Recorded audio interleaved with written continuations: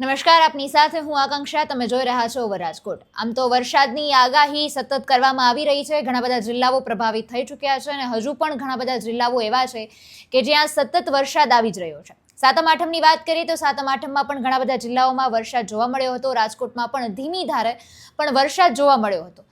ત્યારે અત્યારે જે ફરી એકવાર આગાહી કરવામાં આવી છે કે સમગ્ર ગુજરાત પર જળબંબાકાર થાય એવી પરિસ્થિતિ સર્જાઈ શકે એમ છે. અતિ ભારે વરસાદ આવી શકે તેવી આગાહી અત્યારે આબોહવામાન વિભાગ છે તેમના દ્વારા પણ કરવામાં આવી છે અને હવામાનના જે લોકો છે, અધિકારીઓ છે, તેમના દ્વારા પણ આગાહી કરવામાં આવી છે. હવે આગાહી આમ તો અત્યારે 21 તારીખ સુધીની છે, પણ એવું પણ સંભાવનાઓ છે કે પછી વરસાદ બંધ થાય તેવી કોઈ શક્યતાઓ નથી. પછી પણ જે વરસાદ છે એ તો સતત શરૂ જ રહેશે. પણ અત્યારે આપણે આજના વિડીયોમાં વિંડીના મારફતે એ જાણવું છે કે ગુજરાત પરની પરિસ્થિતિ કેવી છે, કયા જિલ્લાઓ વધારે પ્રભાવિત દેખાઈ રહ્યા છે. કારણ કે આમ તો સમગ્ર ગુજરાત છે અત્યારે દેખાઈ રહ્યું છે કે તેના પર સૌથી વધારે વરસાદ આવી શકે એમ છે, પણ ઘણા બધા જિલ્લાઓ એવા છે કે તે તો સૌથી વધારે પ્રભાવિત છે. વિંડીના મારફતે આપણે તેના પર નજર કરીએ તો અત્યારે વિંડીમાં આજના જ આપણે જો દ્રશ્યો જોઈએ તો ગુજરાતમાં અત્યારે તમે જોઈ શકો છો કે ઘણા બધા વિસ્તારો છે એ વધારે પ્રભાવિત દેખાઈ રહ્યા છે. કચ્છ બાજુનો આપણે જો વાત કરીએ તો નલિયા છે, ભુજ છે, એ બધા જ વિસ્તારોમાં ભારેથી અતિ ભારે વરસાદની આગાહી અત્યારે દેખાઈ રહી છે. 18 તારીખનું આપણે અત્યારે જોઈ રહ્યા છીએ.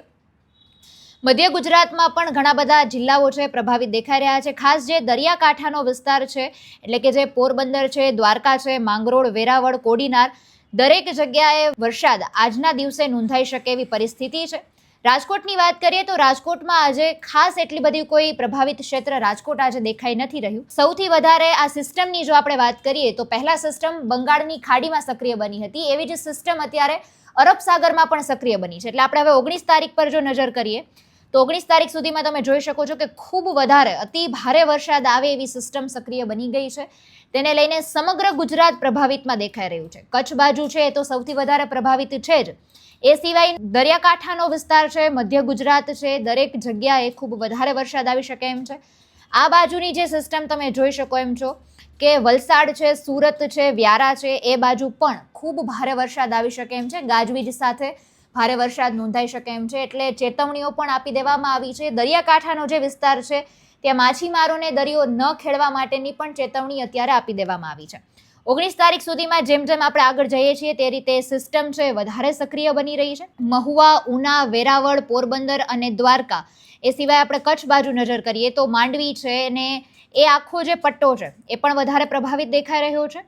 અને મધ્ય ગુજરાતમાં પણ ગાજવીજ સાથે ભારે વરસાદ અત્યારે દેખાઈ રહ્યો છે. એટલે વિંડીના મારફતથી તો અત્યારે એવું જ દ્રશ્ય મળી રહ્યું છે કે સતત 21 તારીખ સુધી ખૂબ ભારે વરસાદ આવવાનો છે. 21 તારીખ પછી પણ ધીમી ધારે વરસાદ શરૂ રહી શકે એમ છે અને અમુક જિલ્લાઓ એવા પણ હોય કે જ્યાં 21 તારીખ પછી પણ ભારે વરસાદ નોંધાઈ શકે એમ છે. એટલે અત્યારે વિંડીના મારફતે આવું દ્રશ્ય આપણને મળી રહ્યું છે. હવે આ સિસ્ટમ આગળ જતા કેવી રીતે સક્રિય બને છે કે કેમ, કેટલા જિલ્લાઓમાં કેટલો વરસાદ આવી શકે એમ છે, કોઈ જગ્યાએ જળબંબાકારની પરિસ્થિતિ સર્જાય છે કે કેમ, એ તો આવનારા સમયમાં જ ખબર પડશે. પણ અત્યારે ચેતવણી આપવામાં આવી છે એટલે આપણે લોકોએ પણ સાવચેત રહેવું વધારે આવશ્યક છે. ફરી મળીશું. હા, મને રજા આપશો. નમસ્કાર.